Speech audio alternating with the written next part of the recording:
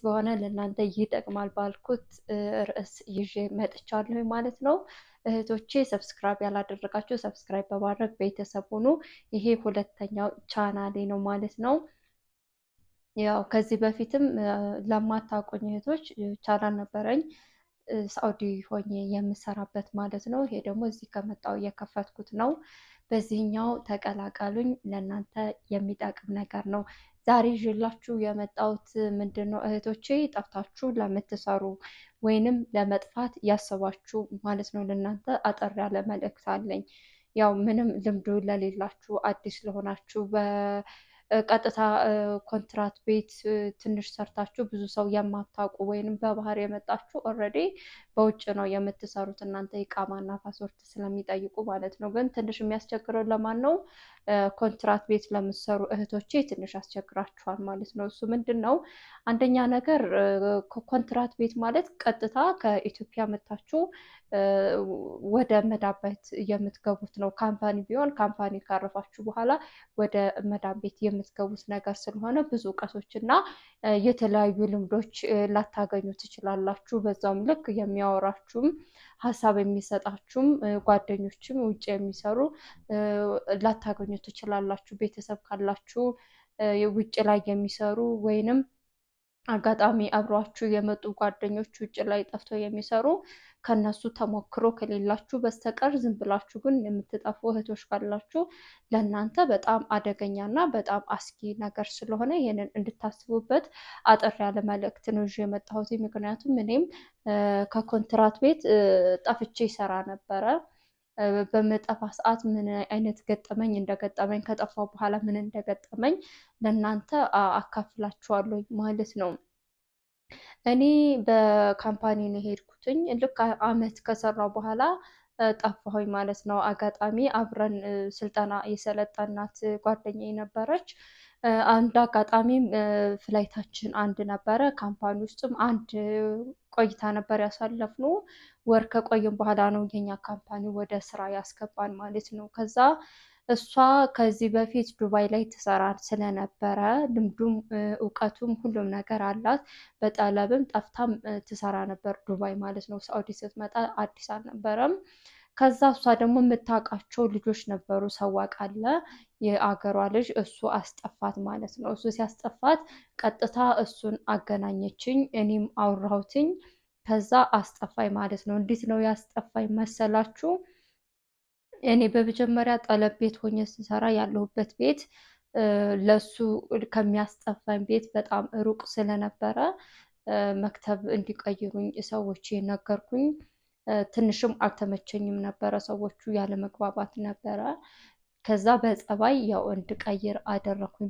ቤት ከቀየርኩኝ በኋላ እዛ ቤት ውስጥ ለሱና ለኔ ቤታችን ቅርብ ነበር። አጋጣሚ ሎኬሽን ስንላላክ ከዛ ምን አደረኩኝ? ቀጥታ በመስመሬ አልደዋወልም ከሱ ጋር። አጋጣሚ መስመራችንን ሊጠልፉ ስለሚችሉ አንደዋወልም። ዳታ እሞላና በኢሞ ነበረ የምናወራው። ኢሞ እያወራን ከዛ ምን አደረኩኝ? እሱ በሚመጣበት ቀን አጋጣሚ ምንድነው ሰዎቼ ነበሩ ቤት ውስጥ ስለነበሩ ምንም አማራጭ የለኝም። እኔን ተረስቷለኝ፣ ፍላጎቷለኝ፣ ተዘጋጅቻለሁ።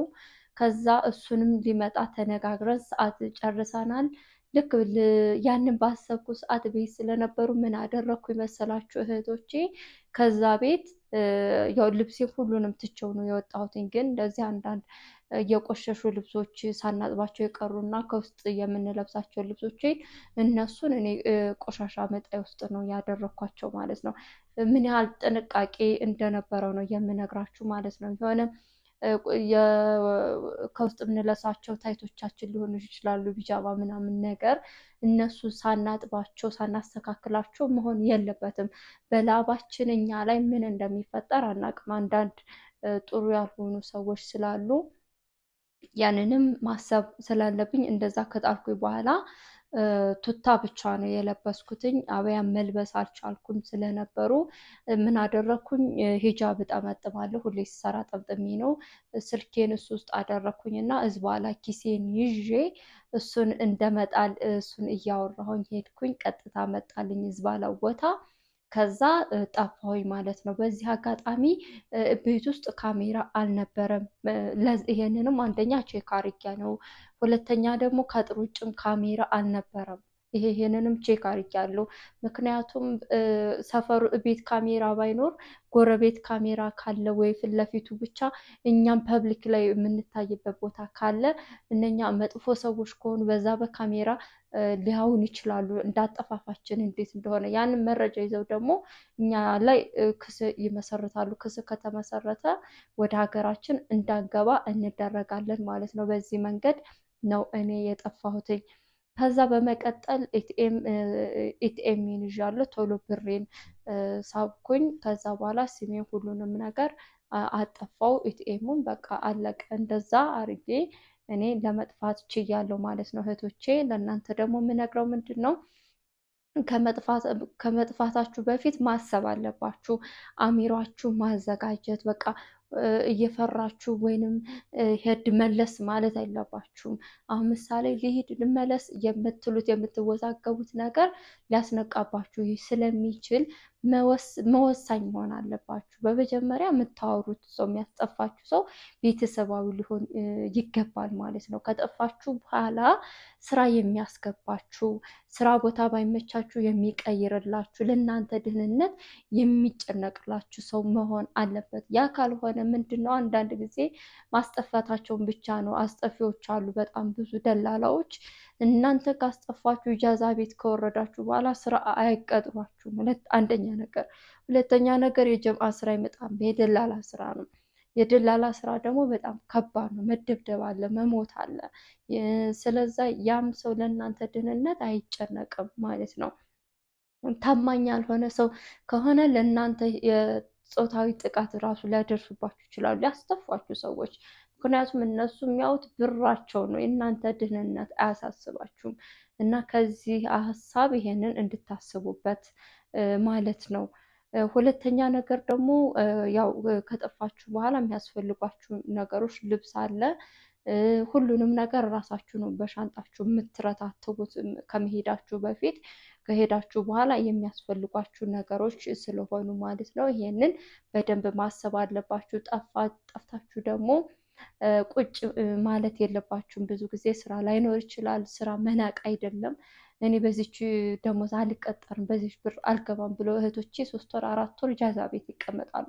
ያ በጣም ስህተት ነው። በቃ የመጣችሁበት ወሯ ጊዜዋ ሁሉም ነገር ስለምትቆጥርባችሁ የቤት ኪራይም አለ፣ ወጪው ሁሉም ነገር እናንተ ናችሁ ከቨር የምታረጉ። ስለዛ የጫናው እንዳይበዛባችሁ ስራ አትናቁ፣ ስሩ። እናንተን ግን የማይጎዳ አይነት ስራ መሆን አለበት ማለት ነው። ይሄንን ማወቅ አለባችሁ። መታመም የለባችሁም። አንዳንድ ጊዜ ጠፍተን ስንሰራ ምግብም የሌለበት ቤት ስለሚኖር ቢያንስ 100 ሪያል ብትዋጡ ለወር ይሸፍናል። ስለዛ እንደዛ እያደረጋችሁ ራሳችሁን ጠብቁ። መቀያየሪያ ልብሶችን ያዙ፣ ክሬሞችን፣ በቃ ሁሉን ነገር እናንተ ጃሃዝ አድርጋችሁ ነው ስራ መግባት ያለባችሁ። ይሄንን ነገር አስቡበት ለማለት ነው እህቶቼ። በቀጣይ በክፍል 2 መመጣላችሁ ይሆናል። ለዛሬ ያለኝ መልእክት ይሄን ይመስላል። አመሰግናለሁ።